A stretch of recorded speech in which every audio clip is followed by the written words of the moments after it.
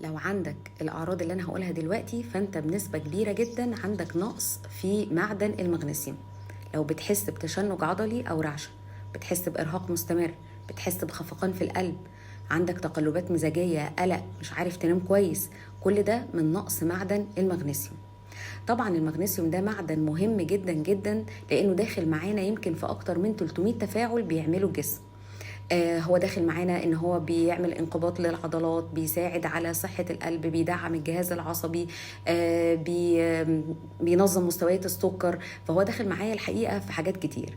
طيب اي حد هتجيله الاعراض دي لازم طبعا هياخده في مكملات غذائية اكيد عشان ياخده بالنسبة المطلوبة، ولكن احنا بنقول ان احنا ممكن نتفادى الموضوع ده بان احنا ندخله في اكلنا. طب هو موجود فين؟ موجود في الحاجات الورقيه زي الجرجير والسبانخ، موجود في البذور زي السمسم، موجود في المكسرات، يعني مش لازم المكسرات الغاليه، ممكن سوداني مثلا. داخل معانا مثلا في البقوليات، الفاصوليا مثلا، العدس. كل دي حاجات غنية جدا بالمغنيسيوم. لو فواكه مثلا داخل معانا في الموز، الافوكادو، دي كلها حاجات تحتوي على ايه؟ تحتوي على المغنيسيوم. والحقيقة احنا لما ندخلها في نظامنا الغذائي ونسبة المغنيسيوم عندنا تتظبط مش هنحس بالاعراض دي خالص.